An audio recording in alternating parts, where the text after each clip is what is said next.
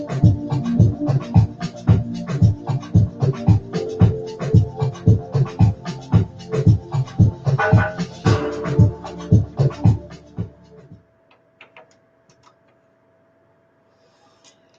you could join me on In and About exclusive to Click Niger online radio, where we explore happening in Abuja and environs, eyewitness reports, news stories, and even gossip. What's going on in your area?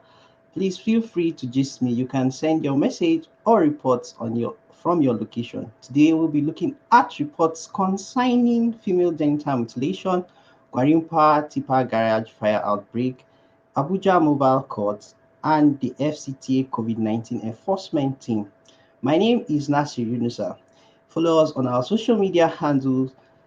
For Facebook and Instagram is Click Niger, and for Twitter is at Click Niger One. You can also listen to us via www.clickniger.net. Please subscribe to our YouTube channels now.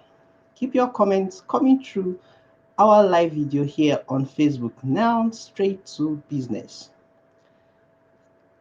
The Center for Media Advocacy for Mother and Child (CAMAC) says female genital mutilation (FGM) is an abuse on the right of women and violence against women and girls. This was contained in a statement issued by Executive Director of CAMAC, Alex Ubabaji, to commemorate with the International Day of Zero Tolerance for Female Genital Mutilation. He said despite global campaign to end the act, several countries, especially in Africa, including Nigeria, are still practicing it. According to the statement, United Nations in 2019 revealed that at least 2 million girls and women alive today have had their genital mutilated, suffering one of the most human acts of gender-based violence in the world. It noted that this inhuman act has deprived millions of women their rights to enjoy sexual intercourse, which has led to the destruction of marriages. It emphasized that the need for Nigerians to join the campaign to end this barbaric act.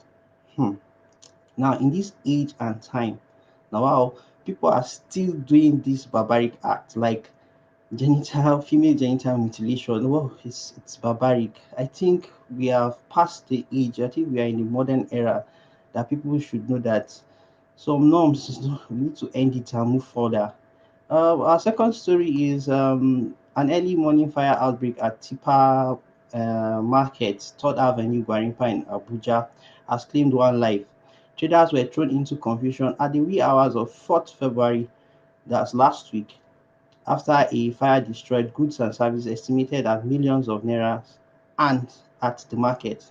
The fire outbreak, which was caused by a spark in one of the shops, started at 12 a.m. on Thursday and lasted for about 2 hours before the FCT fire service came to the scene. The Minister of State, Federal Capital Territory, Dr. Ramatu Aliyu, on Thursday in Abuja expressed concern over frequent fire outbreaks in the major market across the territory. She expressed her concern when she visited the Warimpa Tipa Garage Market, when she visited the Gwarimpa Market scene of the recent incidents that claimed one life. Dr. Ramatu, who sympathized with victims of the fire, called for the upgrade of the market in line with global best practice while assuring the victims of assistance from the FCT administration in consultation with the Federal Housing Authority. She further said this is actually a pathetic case, especially that we have lost life and so much property. Some families have been traumatized before we they were rescued. Now, according to the FCT Minister of State, we will sit together, see how we can bring support to those who were affected and much sympathies for the family of the bereaved. Now, in this case, the point I felt bad was the response time of the FCT fire service, 2 hours after the fire incident. And if they were earlier, I think the incident would have not been bad as it was if they came earlier, like if they were there on time. But hearing from their own side, they said many entrances to the market were blocked. and they couldn't move with their vehicle, so they had to find a way out to get to the market. Well, I hope they will solve this situation, and we hope there will never be another fire outbreak in the FCT. And the third story we have here is the Abuja Mobile Court.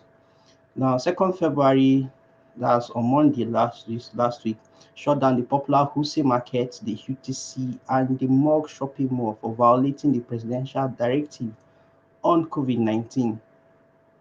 The court also convicted about 100 persons who were arrested by the enforcement team for not wearing face masks in public. Wearing of face masks now is compulsory. If you don't wear it, and you are caught. This came barely 6 days after the President Muhammadu Buhari signed the COVID-19 Health Protection Regulation 2021. The same regulation was also ratified by the FCT 3 days ago, with a directive by the FCT minister authorizing security agents to arrest anyone violating the guidelines. Now, the court's president, Magistrate Idayat Akani, filed the violators 2,000 naira each with an option of 2 weeks community service. She also explained that these convicts were given lenient penalties because it was their first time, so they were first offenders. That's why she gave them lenient punishment. Now, the head media of enlightenment of FCTA COVID-19 enforcement in Ikaru Atta said the situation at the market was intolerable. That's the Wuse market situation. Atta said that the presidential regulation specifically said that management of public business facilities should take full responsibility of enforcement of the COVID-19 regulation, but this market defaulted it in all aspects. Now, according to him, markets and plazas disregarded the guidelines and did not make provision for the health safety requirements. He added that the court had said the shutdown order could only be vacated when the management of the facility complied with the regulations. He said the presidential regulation has given our enforcement team the teeth to bite, and the FCT minister has also given us his backing for the full implementation of the presidential regulations. Now, our three stories for this week. The first one was about the female genital mutilation. Now, this act last week during the week was, I think it was the International Day for recognizing this, and the UN came up with figures that over 200 million females around the world was suffering from this, and it urges us to stop this barbaric, and particularly picked on Africa. Now, Nigeria particularly. They said Nigeria, we still practice this. Please, if we are still doing this thing, we should stop it. It is not nice. Then the second story is about the FCT fire outbreak in Gwarimpa. That's in Gwarimpa, the fire outbreak in Tipa Garage. And the FCT's Minister of State, Dr. Ramatu, has promised to help those victims and also give a better market with better facilities. We hope this comes to pass. And our third story is about the Abuja Mobile Court and those disregarding the guidelines of the COVID-19. Now, if you are going to public space, if you don't wear your mask, you'll be caught and you'll be fined.